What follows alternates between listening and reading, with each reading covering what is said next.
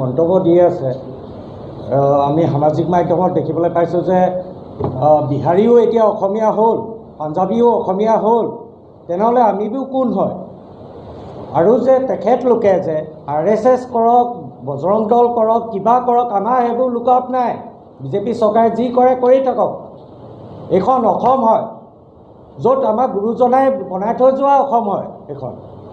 এই অসমত অকল বৈষ্ণৱ ধৰ্মটোহে চলি আছে, ইয়াত কোনো সনাতন নাই। আমি হিন্দু হ'বলৈ পাৰোঁ, কিন্তু ইয়াত কথাটো হৈছে ক'ৰ পৰা এই সনাতনী বস্তুটো ভৰাই পেলাই আমাৰ মাজত যে এটা যে বস্তু কৰিবলৈ গৈ আছে, যে হিন্দু মুছলিম বেলেগ বেলেগ বা কিবা এটা যে কৰিবলৈ গৈ আছে।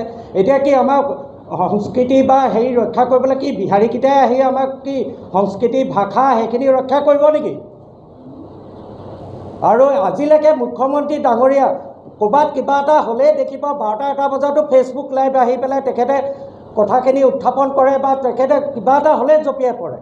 কিন্তু আজি 2-3 দিন হৈ যোৱাৰ পিছতো এই কথাটো লৈ পেলাই কিয় নিমাত?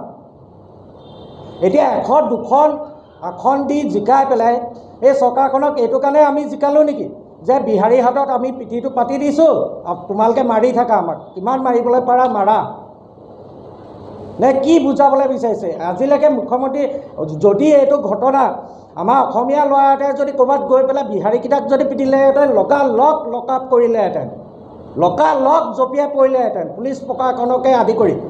কিন্তু এতিয়ালৈকে পুলিচ প্ৰশাসনে কি কৰি আছে? ক'ত আছে তেখেতলোক? আজি যদি আমি ক'ৰবাত গৈ পেলাই কিবা এটা কৰিবলৈ হয়, লগালগ ক'ব এইকেইটাক ধৰ, ভৰা, পিট। এতিয়া অসমখন কি বৰ অসম বা আমাৰ সোণৰ অসমখন কি গঢ়িবলৈ কি এই বিহাৰী মাৰোৱাৰীকেইটা ভৰিত কি পৰি থাকিবলৈ লাগিব নেকি? ক'ত ইয়াত আহিলে? ইমান বছৰৰ পৰা আমাৰ শংকৰদেৱ গুৰুজনা বা মাধৱদেৱ গুৰুজনাই যোনখন আমাৰ অসম বনাই থৈ গৈছিলে, সেইখন অসম নাইকিয়া হৈ গ'ল। এতিয়া কেতিয়াবা কাইলৈ পৰহিলৈ নতুন প্ৰজন্মৰ যোনখিনি ল'ৰা ছোৱালী আহিব, আমাক সুধিব চাগে, মা দেউতা খুৰা বৰ্তা অসমীয়া মানে কি? আমি কি বিহাৰত থাকি পেলাই যদি মাটি বাৰী কিনি পেলাই তাত যদি ৱেল ছেটেলো হৈ থাকোঁ, আমি কি বিহাৰী হৈ যাম নেকি? তেখেতলোকে কৰিবলৈ দিব সেইখিনি কাম?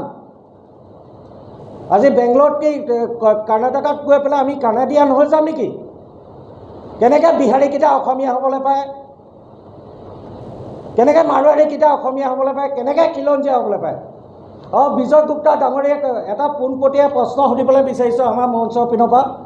তেখেতে যে ইলেকশ্যনৰ আগতে মই খিলঞ্জীয়া, এতিয়া কি হ'ল?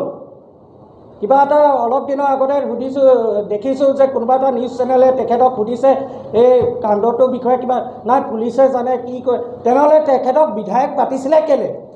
তেখেতে যদি একো বস্তু এটা যদি চাবলৈ নোৱাৰে, ক'ত গ'ল? আৰু মুখ্যমন্ত্ৰী ডাঙৰীয়া, আপোনাক আহ্বান জনাইছোঁ যে অতি সোনকালে যি এই আলোক ত্ৰিপাঠী বোলা মানুহজন আছে আৰু তেওঁ যি গুণ্ডা ভেৰণীয়া গুণ্ডাখিনি যে আহিছিলে সেইদিনা, তেখেতলোকক এটলিষ্ট মাতি পেলাই আপোনালোকে তদন্ত আওতালৈ আনক যে সেইদিনা কথাটো কি হ'ল।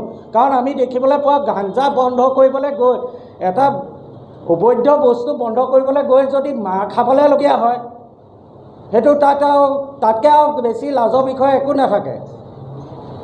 তাতকৈ ভাল তেনেহ'লে গাঞ্জা মানে বিক্ৰী কৰাটো বৈধ কৰি দিয়ক, যেনেকৈ ৱাইন শ্বপ লাইচেঞ্চ দি আছে নহয়, সেনেকৈ কৰি দিয়ক তেখেতলোকে।